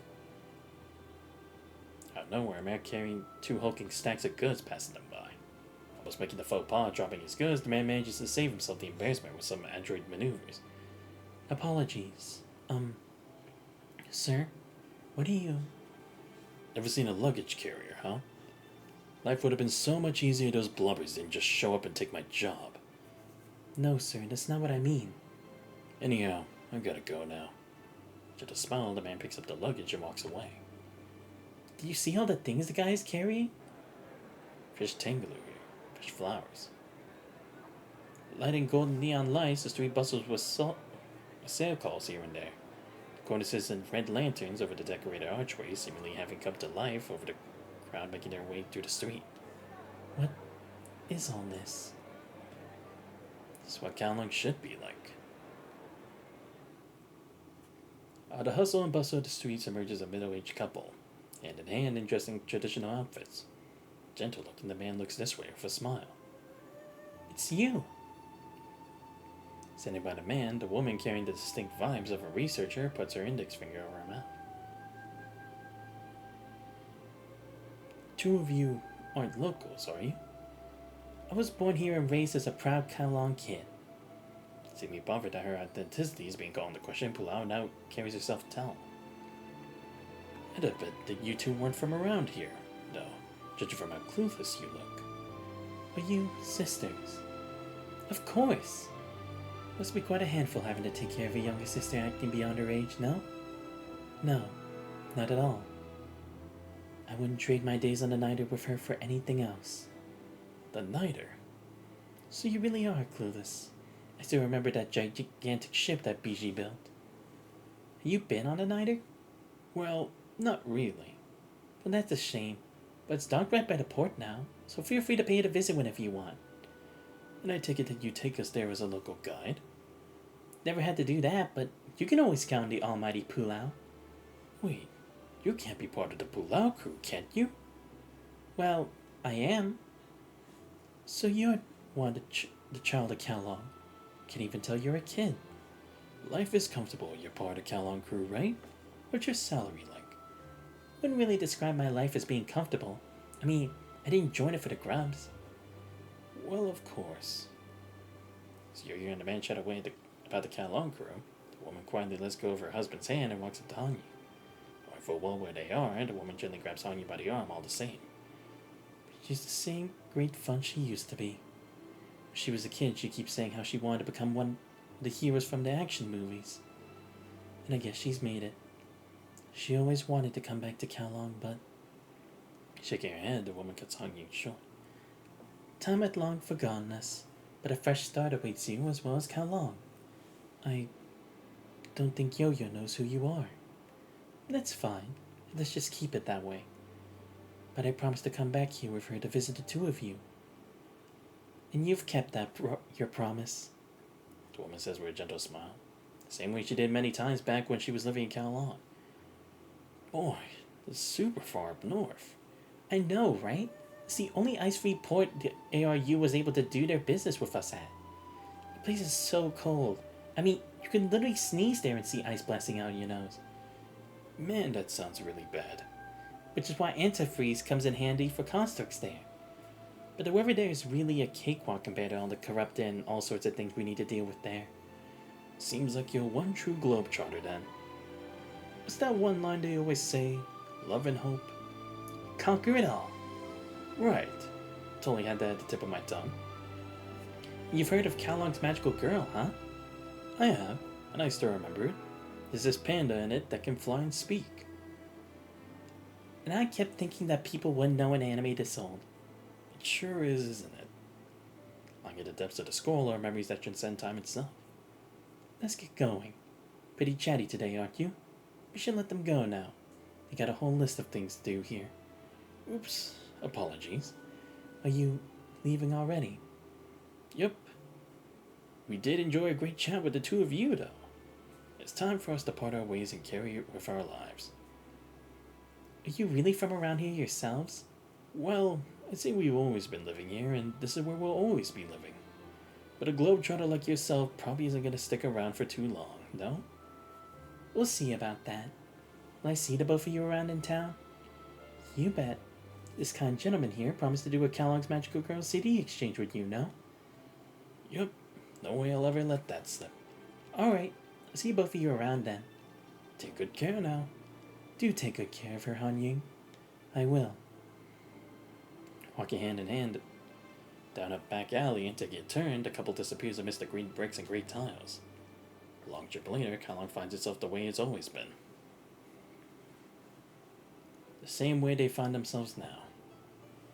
Do you know them? Well, we go way back. Kind of. Have I seen them before? I felt safe and happy talking to the man just now.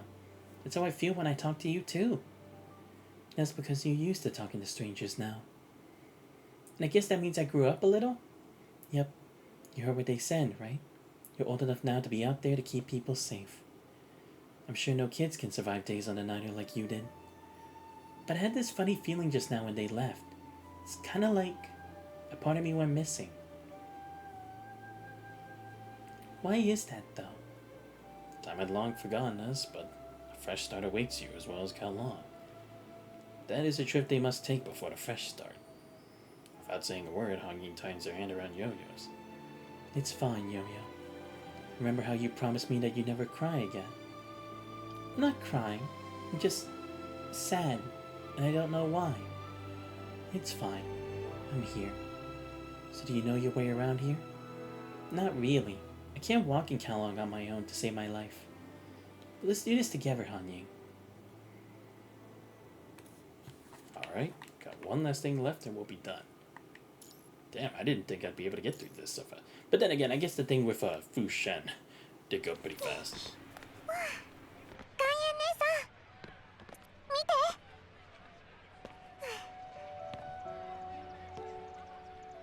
ここからなら夜行船がぼんやり見えそうですね。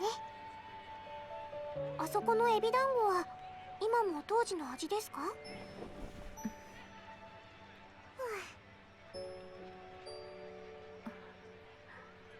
よよ、あなたに渡したいものがあるの。あなたの過去と旧流、そして両親に関する記憶。ってきたの。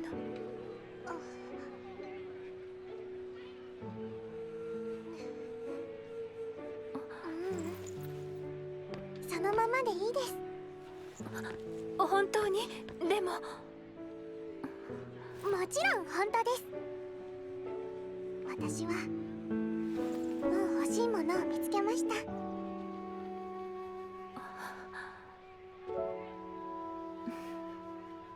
わかった。よよ。いえ、ほら。うわー、美味しそう。ドンヤ姉さん、こっちこっち。ええ。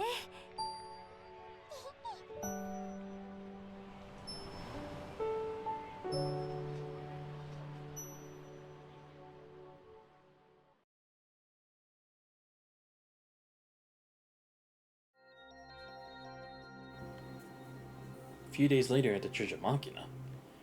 Boy, that's a shame. We could have totally fixed your friend and restored his memory model. We used the technology by the same humanoid hybrid as you. Would have been very nice of you if you'd shown me some more trust. And as I said, what a real shame. I disagree, though. He picked his own path. I had no intention of getting in his way. Well, so be it then. Say, how's Han Ying doing? She is back in Kowloon now. But she just came back here, no? When Han Ying took Arcana up on her invitation, Arcana told her that she could stay in Kowloon and help her kind. Ah, I see. So she's like an intermediary. I see. That's why, I wasn't necessarily too surprised to know that, Han Ying had a different alliance with, the Church of Machina back, when we had to go back to, Kowloon much later for Lady Chu's thing. I see. Well, then, it's great, no? I mean, given how little we know about how they make their machines in Kowloon. Hey, yes? Anything else? I can't help but remember how Arcana looked when Han Ying took her up on her invitation a few days ago. Oh, you have no clue, do you? You see, the Hanged Man didn't get replaced because of a natural cause. You mean Han Ying? I was talking about the last Hanged Man. And this is what happened a long time ago. Well, a bit over a decade ago, I think. And you weren't around then. Because of what happened at the church, the guy who was assigned the role of the Hanged Man died the very same day he joined the church. Oh, really? And they hadn't found a replacement until Sage woke Han Ying up. The guy died the very same day he joined the church, you said? Right. And I guess this is probably what was going through Arcana's mind when she had that look on her face a few days ago. Up until that point, every single Hanged Man was replaced because of unnatural causes. The point that overtook Chariot and Wheel of Fortune. Really now? Because I figured that was the same thing for Chariot, because it didn't seem like anything new. But every single Hangman was replaced because of unnatural causes. Interesting. Very interesting. Is it due some other malevolent force behind the scenes? Or is there some kind of like specific tie that maybe they all have going on? And we thought Han Ying might just be able to steer clear of the same fate, given that she technically died once. It's as serious as it touches its non-existent chin. But who knows, right? Boy, damn, that sends up foreboding. How do we remember who exactly the enemy was that took on Ying's life later on? That was at the second prison down denied his Orlope a little while earlier. So, hope you've been enjoying your suffering so far. Oh, is this the guy who was with Fu Shen? And walks into the otherwise empty prison cell, his face silhouetted with his back against the sun. Greater, however, has no trouble recognizing the name. You didn't come here to poke fun at me now, did you? We're both nothing more than dead corpses trapped in coffins of the past, Yen. Well, yours is probably a little more expensive than mine, I suppose. I see you're the same old. And so is that ugly face of yours. Where do I remember this guy from? Yen. And maybe it actually isn't the person that I was thinking of before, like not the one who met Fu Shen, but he does seem familiar, I think. I could be very wrong, though. They've got most of your people up the mountain. We just heard from the city that old friend of yours is dead, too. In short, you're all done for. Every last one of you. Well, we were all done for a long time. What goes around comes around. I'm sure they saw this coming. Given how old he is, this didn't hit me as a surprise at all. Right. And I'm here to help you face the music. Then Yin pulls something out of his pocket and places it on the plank bed. It's a pistol. I brought this here for you. It's got a single bullet in there. Say, you don't think I'm gonna rat you out, do you? What happened was written in Kalong's history, keeping a group of assassins and assassinating the Lord of Kalong. Well, I guess the would-be Lord of Kalong would have been a much more fitting title. What? They assassinate? Wait, did they actually assassinate the Lord of Kalong, like, Lady Chu's father? Do you really think everything you did would just go poof if you wiped me out? You're the last one among your people that lived through what had happened. So I thought this end befitting for you. Saying not a word, the creator reaches for the pistol and picks it up. Gun weighs heavily in his hand. An end befitting the last one of us, huh? Interesting how it all unfolds as she said it would. Creator trains a strain. Yeah. Easy. Just testing to see if I'm still alive. Scared, aren't you? On second thought, why would you be, though? I'm pretty sure you have another one handy up your sleeve somewhere. But you should be, because I'm the last of the Nighter's prisoners. Makes my perfect tense that I die here. I mean, perfect sense. This time, though, you won't find yourself another ship that will be able to carry you. It's time I said my last words now, isn't it? A shame indeed.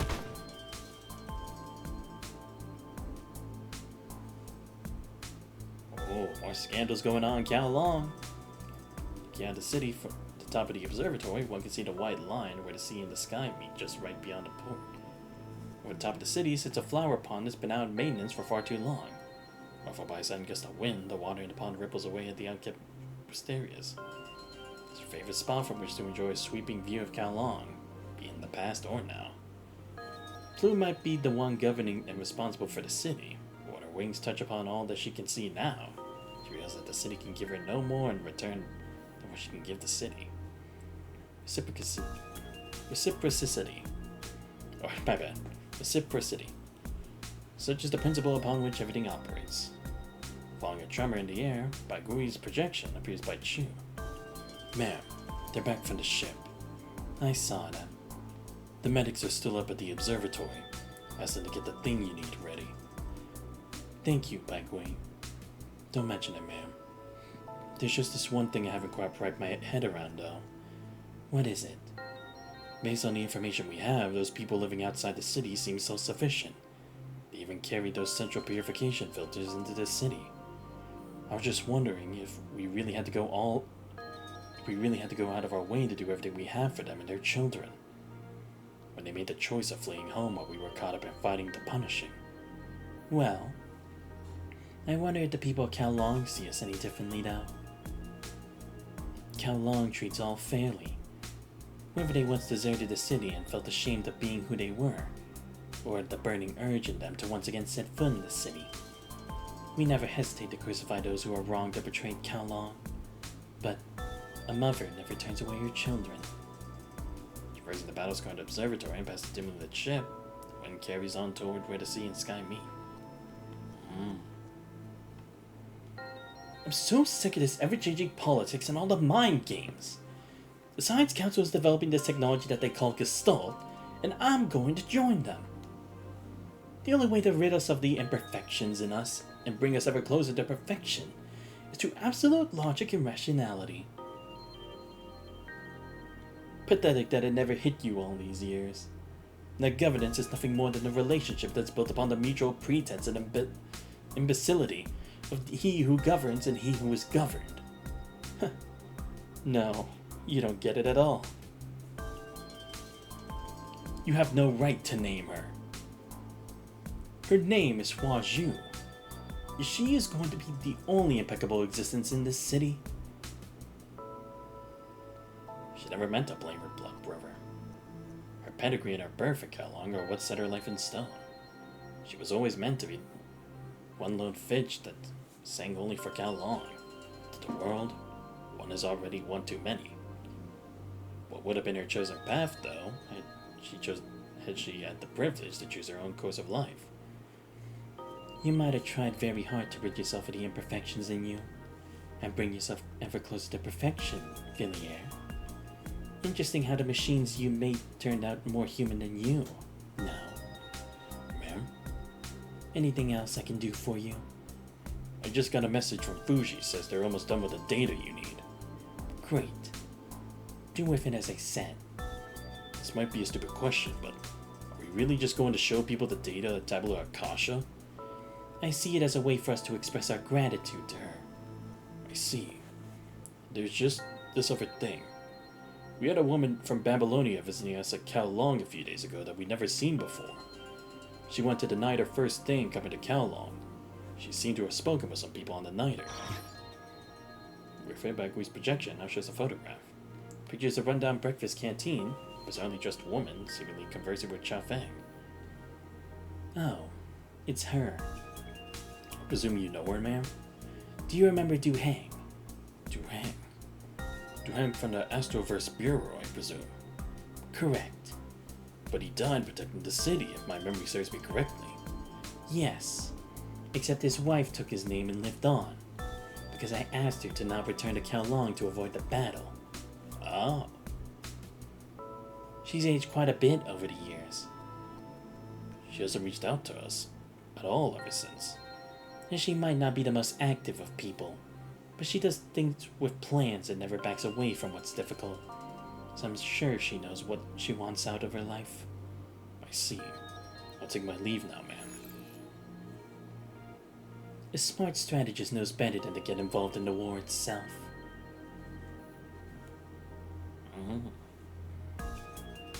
Past midnight, living souls are a rare sight down the port by which the Niters docked. Han Ying stands quietly by the sea, sizing up the ship that many call their home. Hi, Han Ying. Well, hello there. Fancy seeing you here. People kept saying how you left for Kowloon. Are you not going back on the Niter? I don't think I will. There were things I need to do in other parts of Kowloon. That's great. Interesting how home could be so close yet so far, no? And yourself? Are you going back? The lone swan knows no home, and neither do we. I'm not going back, because there are things I need to do just like you. So, where's Yo-Yo? She's got her own things to do on the Niter and in Kowloon. There are people she needs to protect now. She's not a kid anymore. You should really pay Kowloon a visit sometime, though. I mean, who knows? Kowloon might just shine in all its former glory again somewhere down the road soon. And let's chat over some nice tea then. On me, of course. Reverie Han Ying finds herself alone again by the port. With a copper card in her hand, she gazes at the ship not so far away from her. With a card that reads 7 in her hand, she sees a hazy reflection of herself staring back this way from the surface of the water. The lone swan knows no home, as it stays but transiently in the pond of life. She can now tell reality from a dream. She can now tell life from death. Which is why she no longer questions what a heart is, because her heart's very act of raising the question itself is an answer enough to the question. Now only one unanswered question left. The sound of the waves against the bank is reminiscent of time itself, as it takes away the land that's Kowloon. Amidst the sound of the waves, the night grows darker still, till the green figure can be seen no more. I make home where my heart finds itself in peace. On that night, deep within the embrace of Macquarie. Following the document she received a few days ago from an unknown sender, Du Hang now finds herself at the doorstep of the Cradle's lab, located at the foot of the Grand Hall at the peak. For the look of it, the lab, hidden from sight below the Grand Hall, now parallels in size with the temple that stands above. Hidden all the way up in the mountain in the woods. Who would have guessed? And this is the source code? And a hulking vacuum tube that stands over a dozen meters tall is an object that any human, or normal vocabulary, would have a hard time describing. Specks of light in all sorts of colors emanating through its cracks, the object is a hodgepodge of parts from printed wire boards with an entanglement of wires. On it is a plethora of monitors, showing views from different locations in the mountain and the vague figures making their way through the passage. The object can probably be best described as a gigantic heart, consisting of wires and chips where data and electricity goes through it as blood. Aesthetics most likely wasn't a major point of concern to the designer when this electric heart was first built, hence all the patches seen all over it.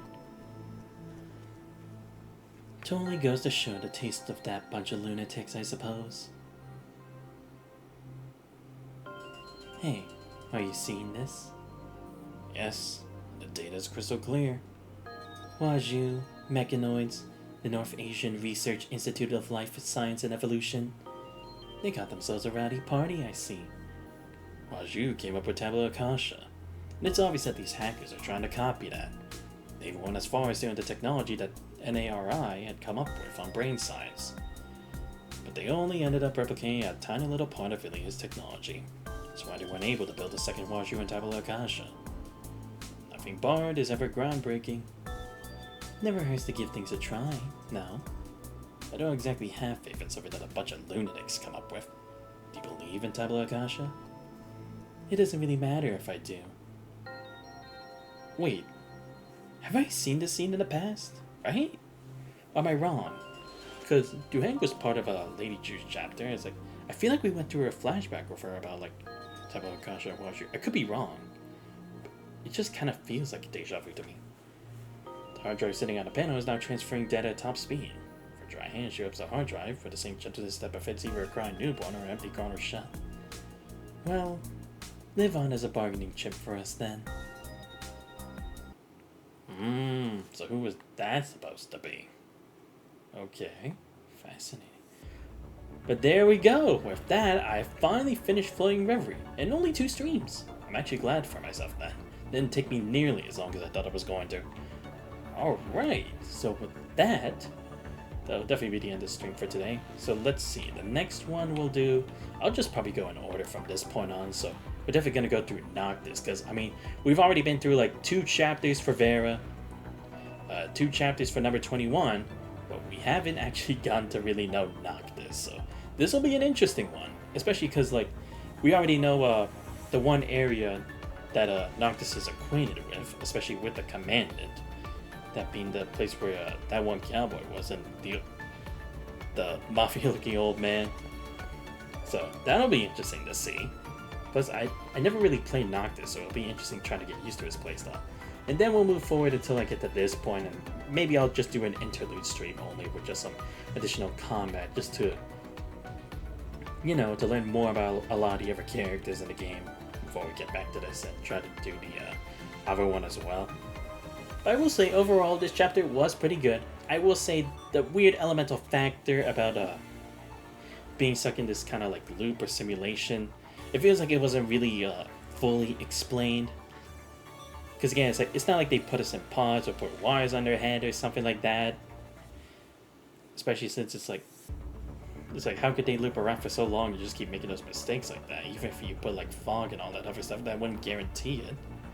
So it's like, I feel like that part was a bit, like, not really dive into, but I guess it doesn't really matter at that point, right? Because again, it's like, it's trying to come to the understanding of what it really means to live, what death is really established as, and again, how it would be fulfilling in the sense of, would you have accepted it that way, or would you continue with the struggle? Because that was also the thing with a lot of these concepts who were up in the mountain too, because it's like, living has its own terms for some people, and so does death. But to actually manipulate those for your own will, it's something unforgivable, because everyone should have the choice to establish those. You feel? And again, this whole thing with Han Ying and Pulao, not too crazy about their separation and them reuniting, but I thought it still held together pretty well. But again, wondering what this other information about Cao Long and the stuff with what they were trying to do with Villiers' experiment is going to amount to later on.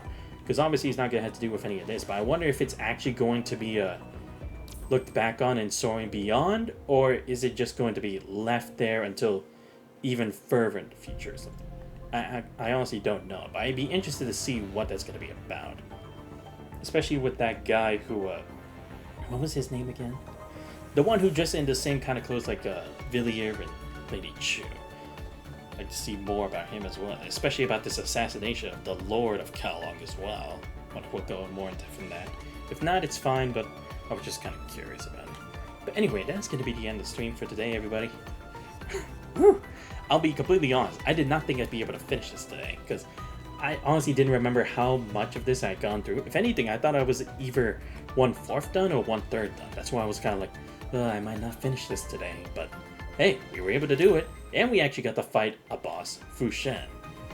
It's like, god damn it, I'll never be able to actually understand how to fight him, because seriously, I could do better against him. I know I could. And like I said, when he went to his enraged form, that's the first time I ever fought him that way. So I'm like, fuck, man. Like, he already kicks my ass in just base form, and you're telling me he has another form? Ridiculous. But still, pretty fun nonetheless.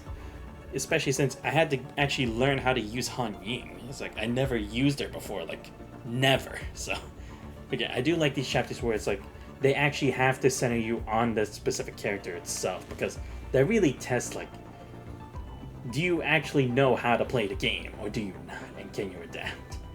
Because you need those kinds of challenges in these kinds of games, you know? It can't just be easy just always using your mains, especially in the main story, which I love from them. But anyway, thank you all for showing up the stream. If you did enjoy the stream but already found the channel, please make sure that you follow. Much appreciated. Check my YouTube channel, post all files, subscribe to as well. Could toil for such a prolonged period. Intriguing. I suppose it is also a demonstration of power. Yeah, anyway, links to all those will be on my on the channel. And yeah, like I said, when we come back to this for Punishing Grey River, we will just continue with the next part of the Floating Records. But anyway, this has been Santos Wise. I hope you guys have a great rest of your night. I'll see you guys next time. We're out.